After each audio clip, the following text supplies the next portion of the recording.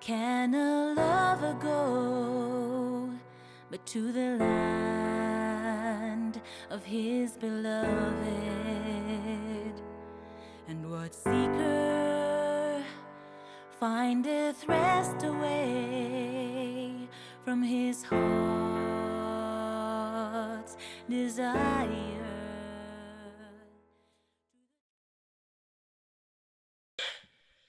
Okay, friends, welcome.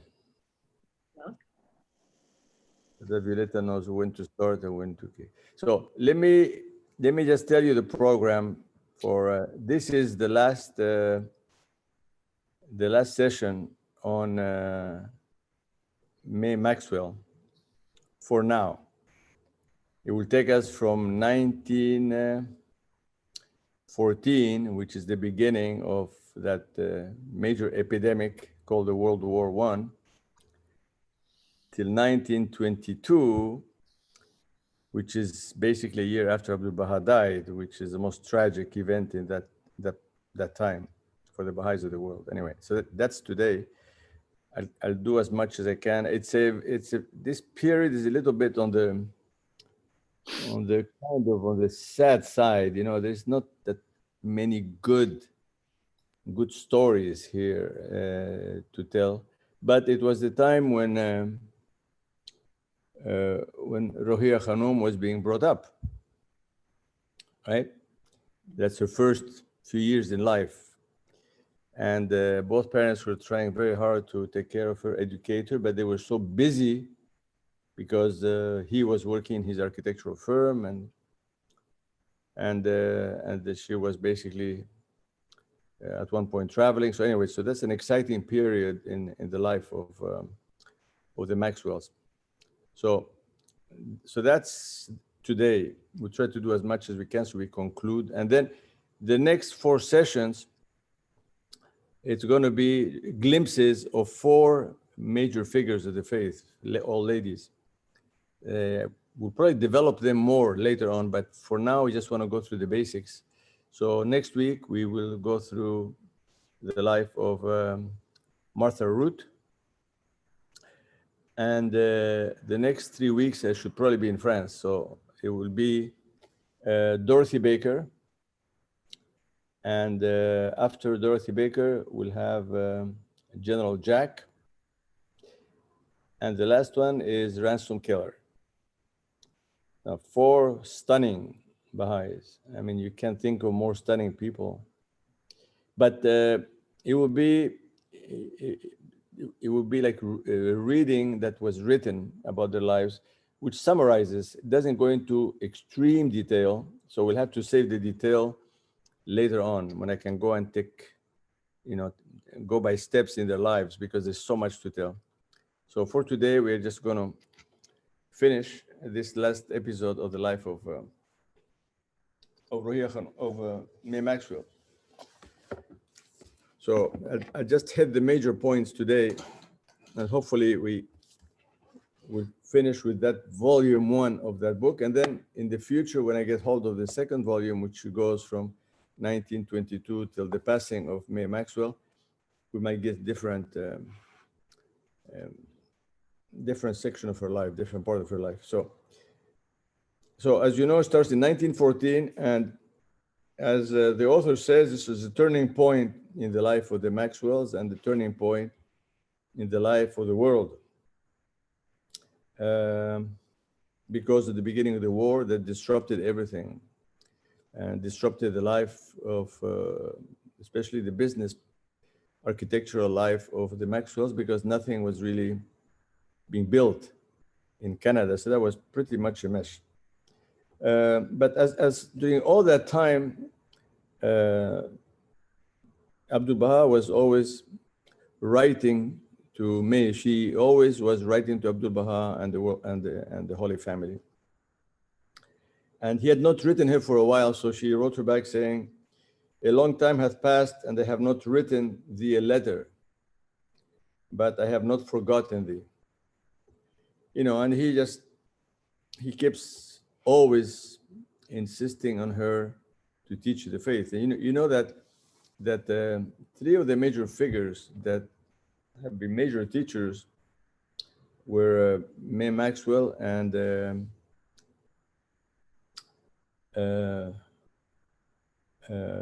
Martha Root, I believe, and Ransom Killer. They really taught and traveled a lot and taught, like like in hundreds of places. So she was always in touch with Abdu'l-Baha. And in that period, there was just an event that took place in their home in Montreal that Abdu'l-Baha said that was his home.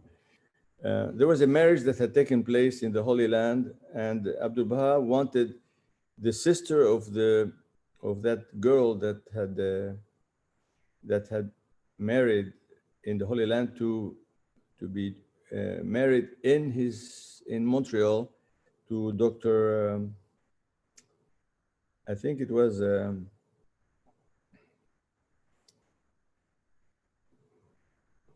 to Dr. Zia Baghdadi of Chicago. So he sent the sister of the girl that was married. His name is Fatimeh Tabrizi. Fatima Tabrizi, she was brought up in the prison city. She had married in the Holy Land the Mirza Ali Akbar Naqshbandi, who was a well-known Baha'i. So Abdu'l-Baha suggested that Fatime's sister, called Zinat Tabrizi, go to Montreal and marry. So they organized a major marriage in their home. So that was probably one of the early marriages in North America. So anyway, so that was an event that took place soon after they were settled in Canada. Anyway, I'm not going to go into details about those two marriages of these sisters, but basically, unfortunately, both husbands passed away, soon into the marriage. So they were both widowed soon after. So a lot of events were going on during this period, especially the passing of her father. May's father was dying, and he was getting closer to the faith. She thought that he probably at the end accepted the faith. That's what she believes. And both the family of her husband, I think her sister was dying. I mean, it's just a lot of very bleak period in that from 1914 all the way to 1922. Anyway, even though her father was reluctant to accept the faith, she believes that actually he accepted it. Abdu'l-Baha had written to her and said that in regard to thy dear father, rest assured that in the kingdom of God, the brightness of his countenance is great indeed. I will ask for forgiveness for him at the divine threshold. So this whole thing about what happens in the next world to the parents of believers, difficult to really comprehend because we haven't died yet, so we don't know what's going on over there. But basically, there is some form of blessings or protection that happens to the parents of believers if they have not recognized the manifestation of this on this earth. So we don't know. We don't know what the dynamics are, and I guess we will not know. The calamity of that war was summed up by the House of Justice in a statement. I don't know if I can find that statement. It was written by the House of Justice or prepared under the aegis of the House of Justice. It summarizes what was the misery that took place during the war. It says, when the great conflagration did break out, the nightmare far surpassed the worst fears of thoughtful minds. The statistics themselves remain almost beyond the ability of the human mind to encompass. An estimated 60 million men eventually being thrown into the most horrific inferno that history had ever known, 8 million of them perishing in the course of the war, and an additional 10 million or more permanently disabled by crippling injuries, burned out lungs, and appalling disfigurements. Historians have suggested that the total financial cost may have reached $30 billion, wiping out a substantial portion of the total capital wealth of Europe. Anyway, now we're not in a war, but we are in a pandemic that is having its effects in the world, and it's sparing no country. So that also basically kind of had major impact and to the business of both brothers, Sutherlands, because they couldn't do anymore. They couldn't build, and it was awful because they were so successful and everything was going so well. So there's a story here where the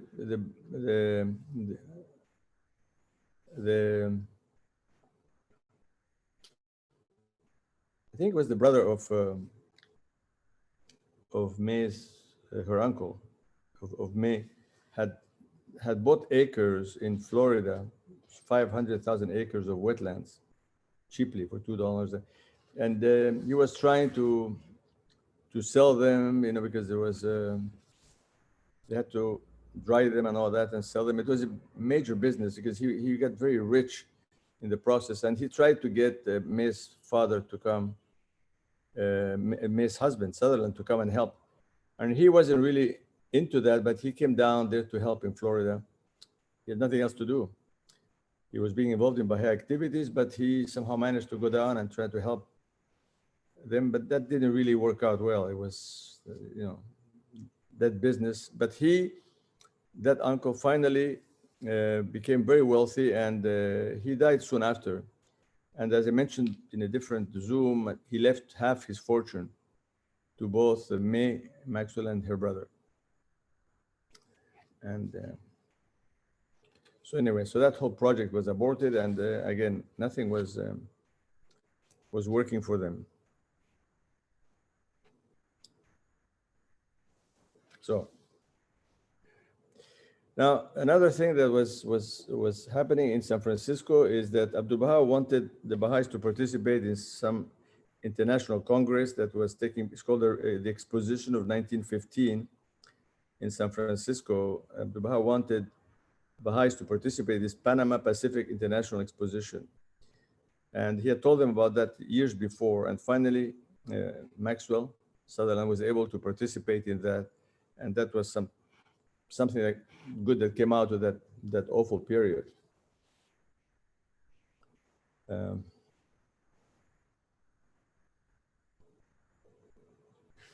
So let me just.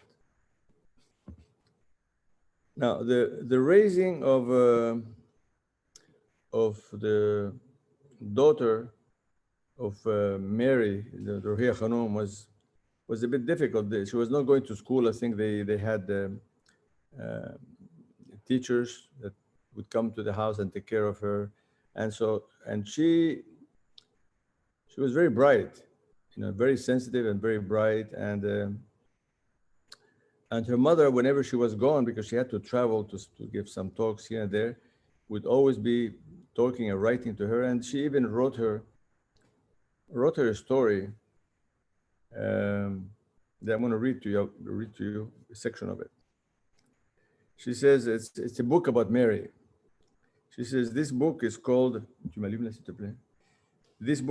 Mary because it is named after its little heroine, and because there are probably more little girls named Mary than any other name in the world, and because Mary has been the name of some of the best and loveliest women that have ever lived.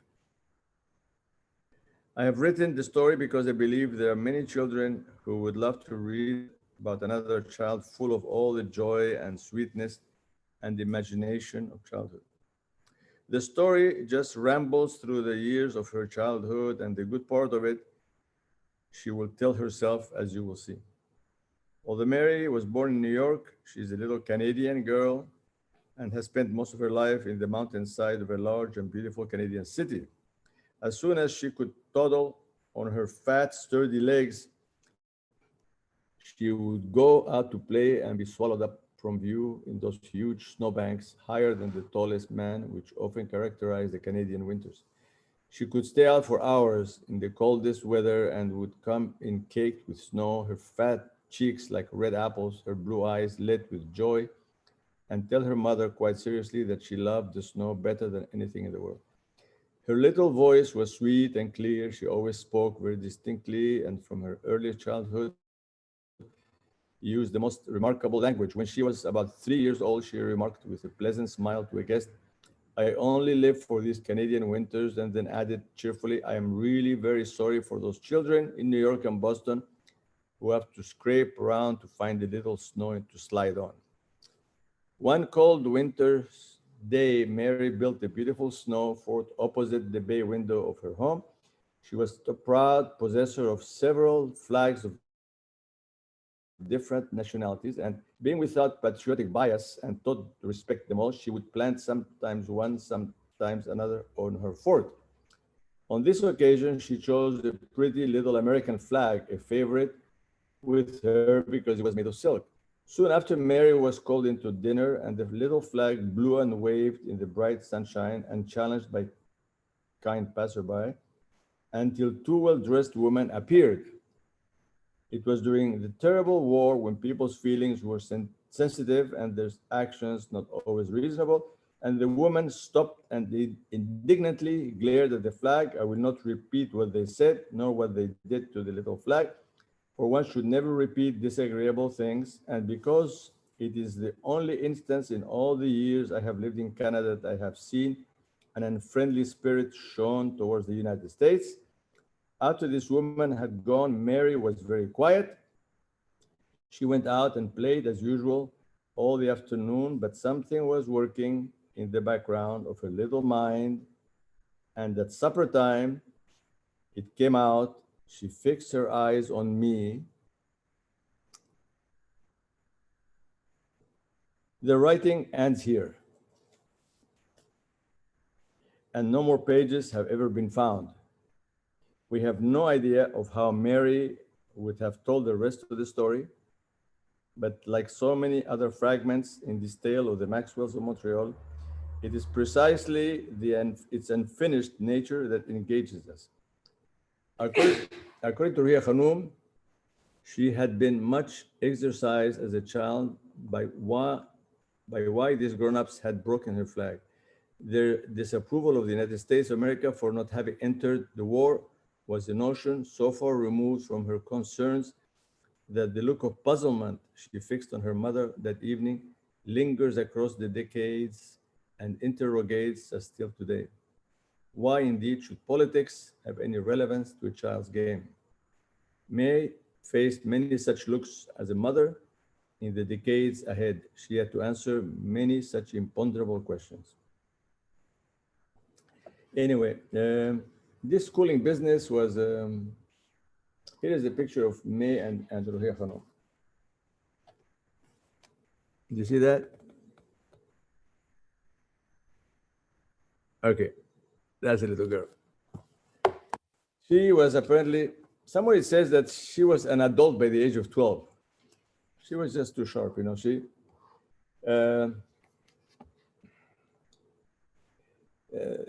One day, she had behaved improperly and towards her father, and he said to her, "Do you understand? You got to show more respect to me because I'm your father."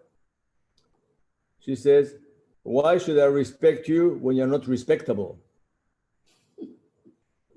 Anyway, and then she was punished, was told that she could not read. She was deprived of reading the healing prayer. So she responded, she says, "You must not punish me so much for such a small thing. I'm only little and young, and I don't know the hard things about life yet. You must only punish me a little bit for little things and a lot when I'm very bad." So she was trying to explain to her mother how she should really take care of her. She loved, apparently, she was this loved animals. You cannot believe the stories about the animals that she had, and didn't want people to know about all the animals that she raised and she kept. So she had, May Maxwell had turned the top floor of her home into a kindergarten and engaged a Montessori teacher. from New York to teach there. And she was teaching, I guess, Mary and a few other kids. And they kept changing teachers. So because she was either moving for her health or going south because she couldn't really bear staying too much in New York, in Montreal, or teaching for the faith, you know, the little Mary was always in the hands of teachers that were hired continuously. So,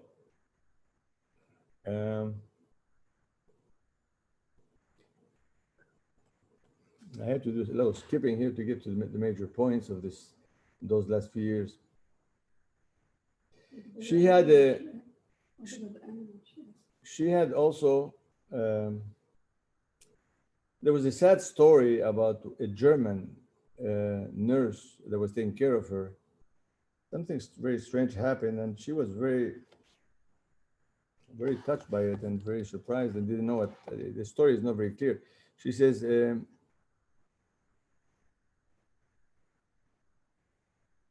so she says, May was in a very weakened condition and needed to change of air at this time. She went to the seaside that summer with her little girl and her German maid. She went to Arverne by the sea in the New York City borough of Queens and rented a cottage on the Rockaway Peninsula where she could convalesce. You know, during all this time, the theme of her illness, that she was sick from whatever, and there's all kinds of things happening in her life. And Ruhiya Khanum keeps saying that her mother was an invalid, but I mean, you don't get the feeling that she's always really suffering, but apparently she was.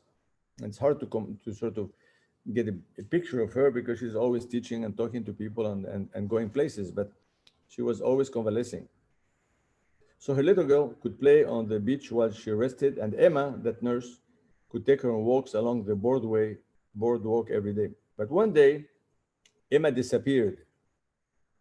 She never came back from her walk and was simply nowhere to be found. Abdu'l-Baha many times related the chilling story of how the police came to the cottage sometime later and asked her mother to identify the body of a dead woman retrieved from the sea. It was a terrible shock to May. She was too ill to get out of bed, and so she sent her 5-year-old child to respond to the summons instead. To identify she sent her daughter, 5 years old.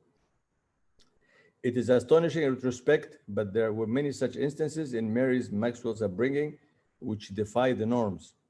She was a pampered and cosseted child in some ways, and in others, she had to cope at a very early age with grave adult problems. Ruhiya Khanum used to always say, I was not afraid at all, but I never forgot the face of our German maid.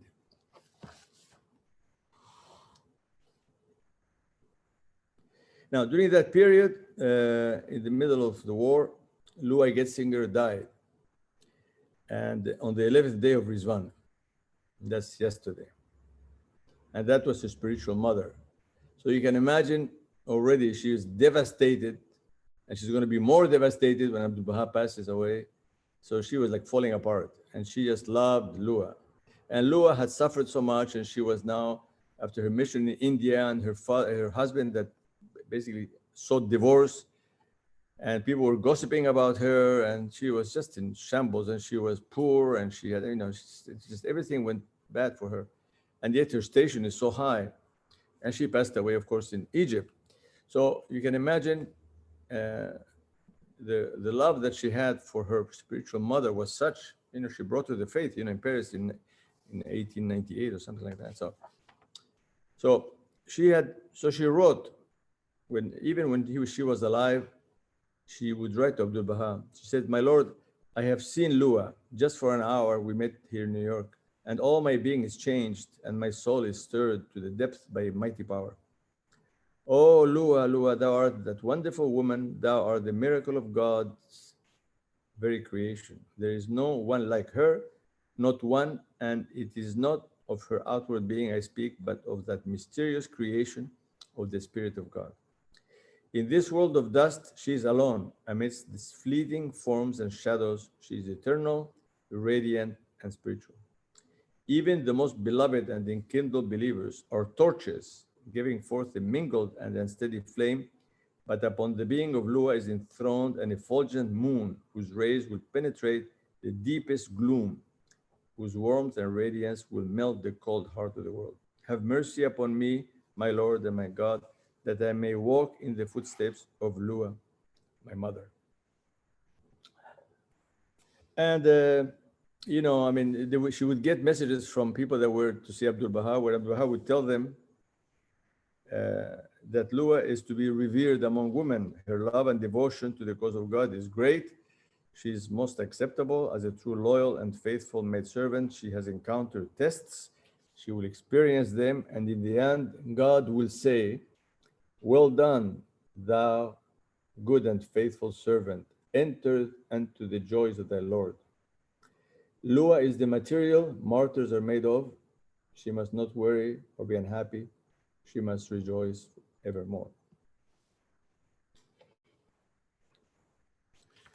And all this, the problems with her husband was because she was always traveling for the faith, and I guess although he was a Baha'i and all that, she just had to put an end to it, which is very cruel because he demanded a divorce. It's a long story, but I haven't read a lot about details, but anyway, just a sad story, extremely sad.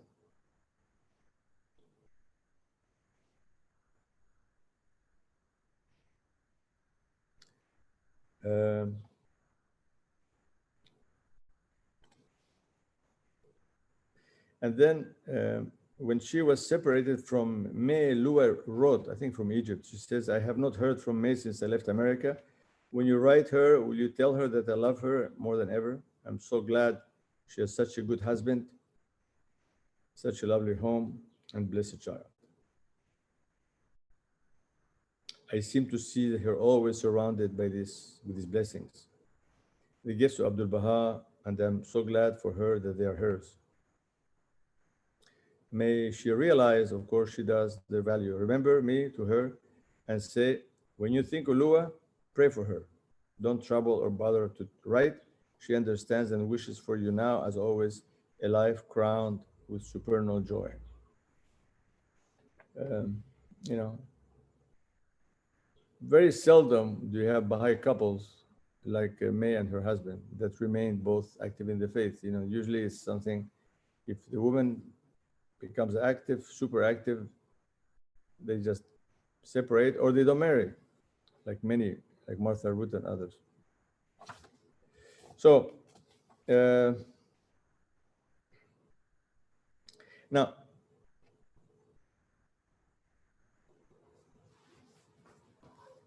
when Lua passed away, according to Ahmad Sohrab, when he would say that for more than 100 times, Abdu'l-Baha would exclaim in a moving voice about her, "What a loss, what a loss, what a loss." But then Sohrab later quoted the master's words about the mother of the Occident to Julia Thompson. He said, "She is very happy in the kingdom of God. She was one of the best teachers of the cause, an eloquent tongue, a severed soul, a detached heart were hers. Although she passed away from this material world, she is living in her spiritual children. Their love for her must increase. I loved and taught her." So right about this time is when the tablets of the divine plan came. And that was like, they were penned between 26 March and 22 April 1916. So in the middle of this miserable war, that's when Abdu'l-Baha wrote all the tablets of the divine plan, which brought basically, all kinds of, from the American Baha'i community, all kinds of people arose. And you will see, as we read their own stories, how they all started going out to South America and to Japan and all of this place. And of course, that was the beginning of the travels and the teaching that May herself was involved in around that time. So that was basically a turning point in May's life. They became her charter to travel. because they interpreted history for her in an urgent light and emphasized for her the absolute necessity not only of teaching, but of spreading the message far and wide. And remember, Abdu'l-Baha was still alive. So she could function so long as Abdu'l-Baha was alive. She just couldn't handle it the day he passed. It was very difficult for her. It was nearly impossible. She eventually came back to it.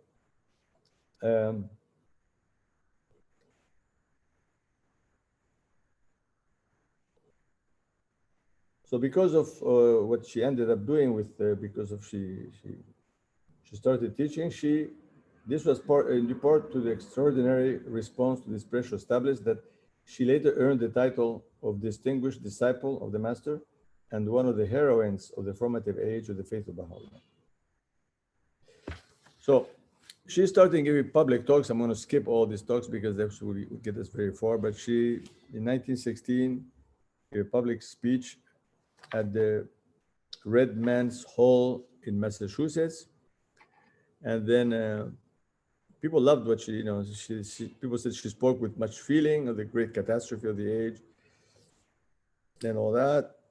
And then she spoke on December 1916 in St. John, New Brunswick. And again, she spoke at the English Convention, 8th Convention of the Baha'i Congress and all that. And anyway, she was just busy speaking. She would leave often and of course leave her husband and leave her daughter and be busy with teaching and speaking.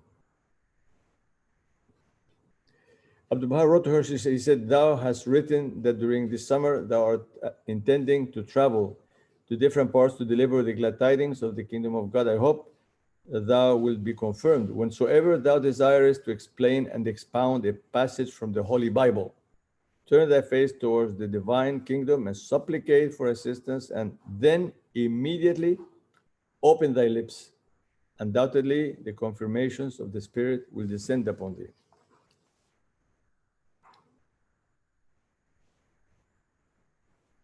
Now, she was, for some reason,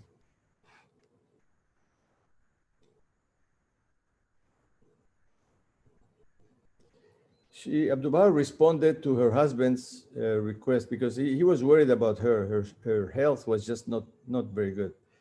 And so he wrote to Abdu'l-Baha, I guess maybe once or twice, but Abdu'l-Baha responded by saying, he says, "Thou hast written regarding the maidservant of God, the respected wife. This news imparted sadness because she was, again, probably paralyzed, couldn't do anything. But it is hoped that through divine providence and favor and the prayers of this kind father," see, Abdu'l-Baha said, "She is my daughter. The prayers of this kind father, she may become wholly recovered. For that maidservant of God, in her first trip to Akka, became exceedingly sick, and the physicians became hopeless on account of her health. Praise be God, through prayers, she became well." So again, it's only Abdu'l-Baha who was able to heal Maxwell. He couldn't, no doctors could do anything for her. So she was saying, Ruhiya Khanum was explaining how her mother was really getting busy in committees and in conventions. And she was saying that Ruhiya Khanum used to joke about her attending the convention because the convention was alternating between her and somebody else. And she says, either my mother was a delegate from Montreal or Mr. Robinson was. She says, my mother because she could afford the train ticket, and Mr. Robinson because he worked for the railway company and got the ticket free. So that's how this, Ruhiya Khanum always jokes whenever she talks about her family. She has always wonderful things to say. So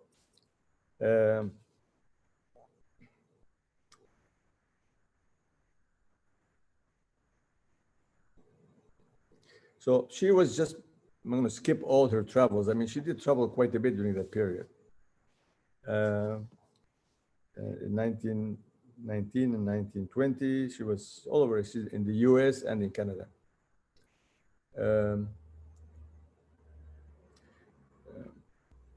She was, so we keep saying that she was ill and she's invalid, but she moved. She was in January, February, was in Boston. And then in March, she was in Washington, D.C. In April, she was in New York, attending the 11th annual Mashriq al-Adhkar Convention, at which she served as one of the 4 members of the convention and Congress Committee, the executive board. In April, she was again in New York, and then month of May, she went to Montreal, and again, I don't know. I don't know how she moved, but she moved.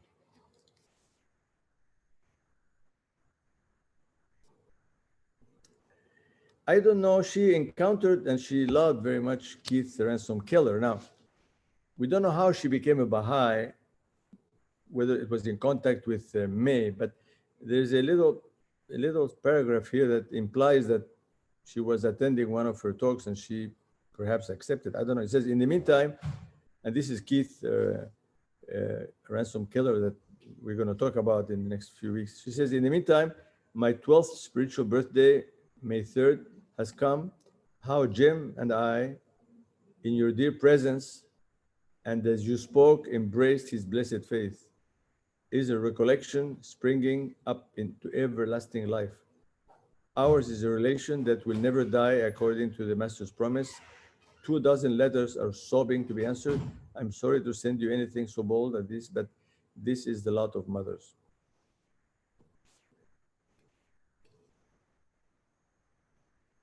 So while she was traveling all over the place, he was very busy with his work. With his he was doing the Royal Canadian Academy catalog. He had exhibited some painting called Street Scene of Dinan, Brittany. He was participating in the Baha'i Convention, the annual convention, and he was vice president of the Royal Canadian Academy. And Baha'i activities, but he wasn't doing what he was doing for the last few years, unfortunately, because of the war.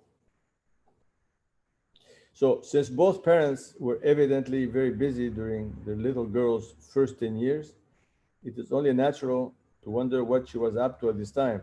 So there's a lot of correspondence where she was writing back and forth to her daughter, and she was, I guess, raised by the letters and the love of her parents and by the people that were basically brought to the home to take care of her.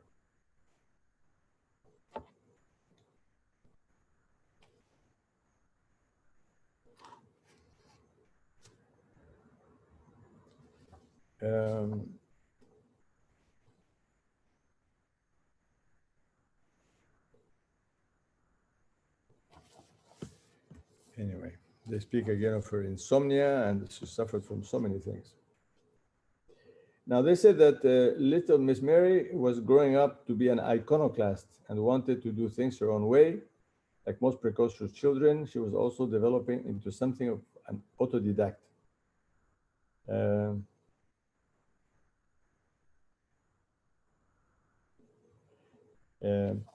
And her love for animals is something that is incredible. She says animal rights had always been more important to her than human ones.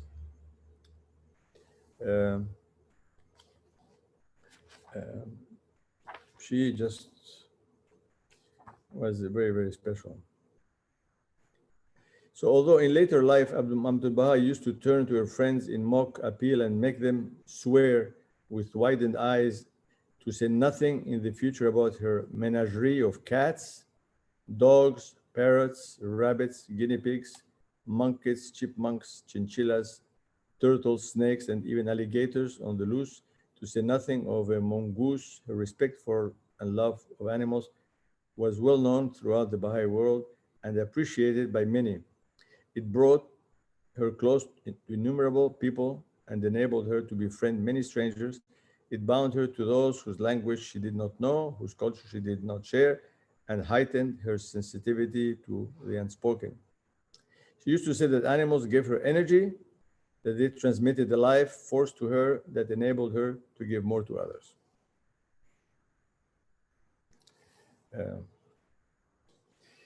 She used to say, laughing, that she knew more about, very little about theology, but a great deal about zoology.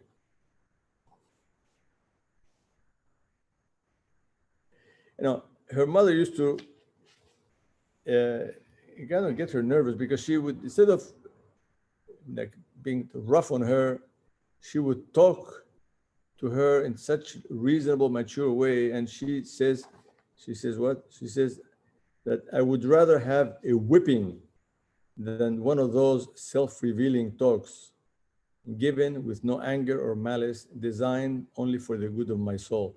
She just couldn't take all those because she was an educator and she was trying to explain to her how things should be, and she just wished just to slap her.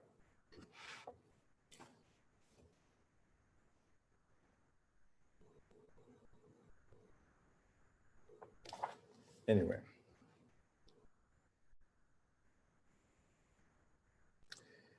May herself attested many times, we come back to her weakness and her health, says May herself attested many times that only God's mercy and his grace could have transformed such a weak creature as she was to a handmaid of his threshold.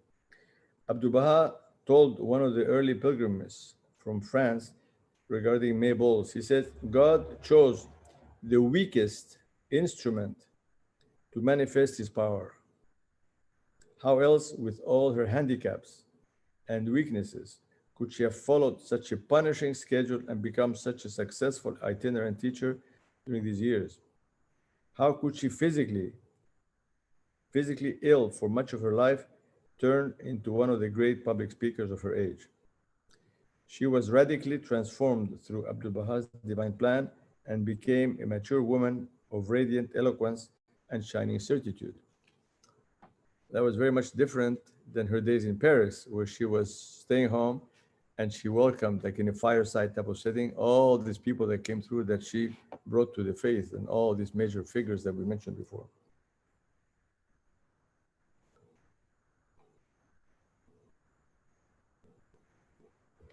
Now, sorry.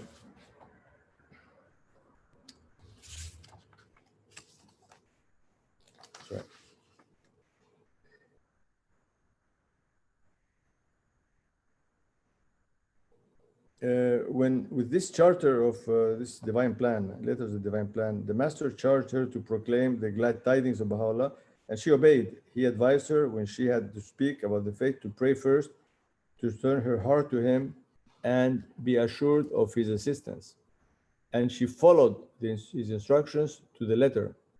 As long as she felt that he was fulfilling his will, she had the will to live. And when he died, her will died with him. It was a very difficult time for her. She just totally paralyzed.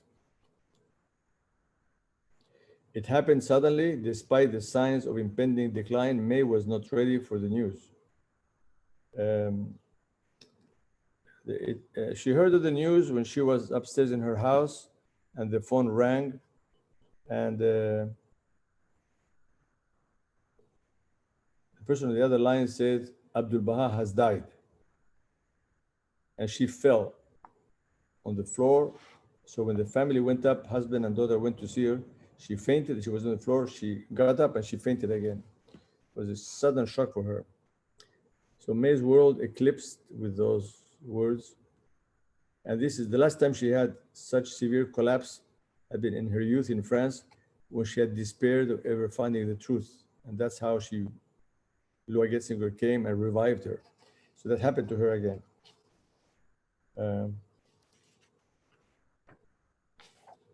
So it was the most horrible time in her life.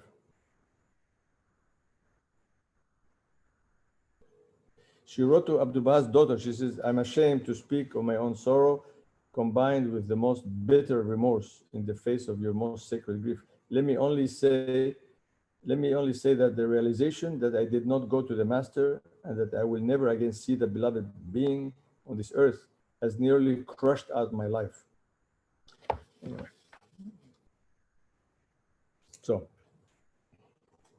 now, Dr. Baghdadi, in the Holy Land, they were praying for May because she asked for prayers from the Holy Grace, Holy Leaf, but it was a physician, Dr. Zia Baghdadi, that explained to her what she was going through. He said, all afflictions, troubles, and calamities, whether physical or spiritual, are of two kinds.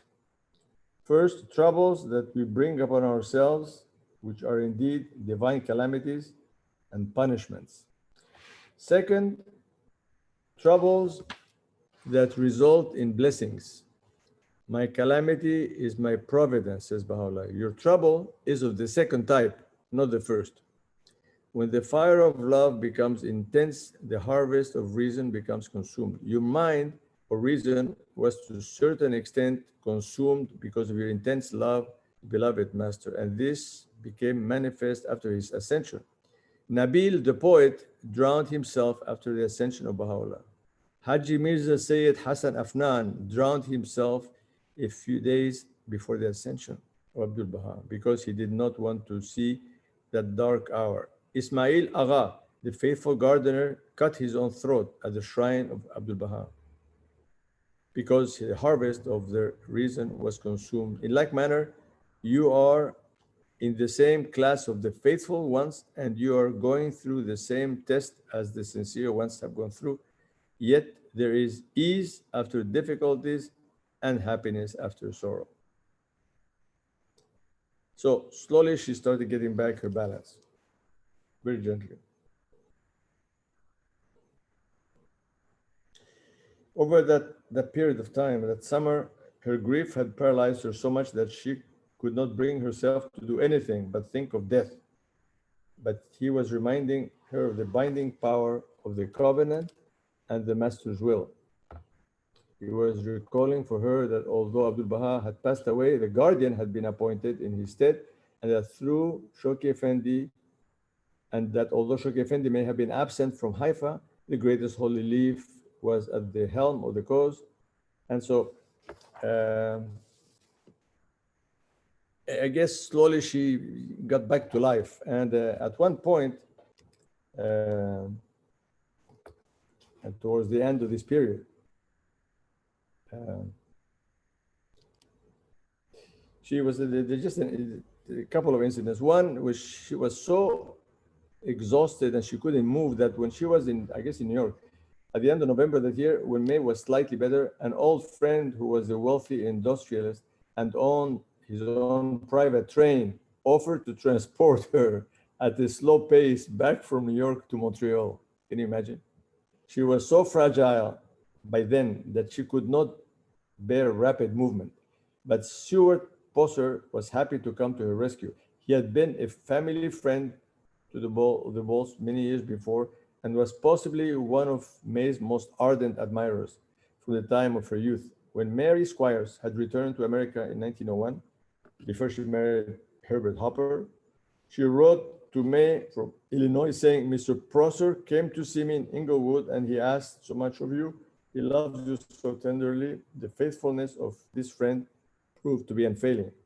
So once Stuart Prosser helped May home, she evidently improved enough to consider the possibility of pilgrimage at last. Most important, she found the courage and the spiritual resources to ask if she could come.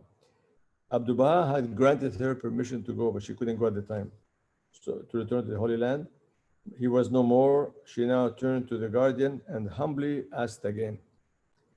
Early the following year, on 29 January 1923, she received a cable in response. Shoki Effendi's answer was brief and to the point. Most welcome to Holy Land. And as they conclude this book, it was an invitation to begin anew. Now, of course, at that point, nobody knew what was going to happen to Mary in the Holy Land when she went back for the second time.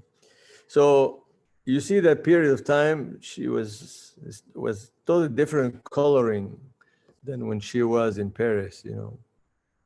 She was married, had a kid, suffering, kind of getting accustomed to living in America, in Canada, you know, not speaking French, not making that many friends. And then Abdu'l-Baha passed away, tapped to the divine plan. It's a new thing, new world opened up for her. And of course, we will know more about that for the next 20 years if we ever get hold of the book that talks about her second part. But now that we've spent so much time on May Maxwell, we feel like you know, like we spent so much time on Dorothy, Judith Ridley Thompson. We're going to talk about 4 other ladies that are just giants.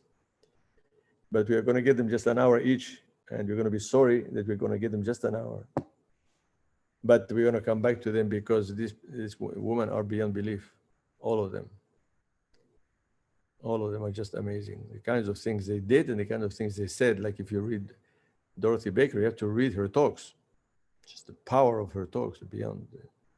And forget about Martha Root. That's another. I mean, those are just gems in the Baha'i. We're so lucky, and the North American community should be proud of them because it's all Americans. Maybe one of them was Canadian. Well, this concludes this session. Violetta can put a stop to the recording, and then we can just chit-chat. On peut parler, on peut jaser, as the Canadians say, about anything we want at this point.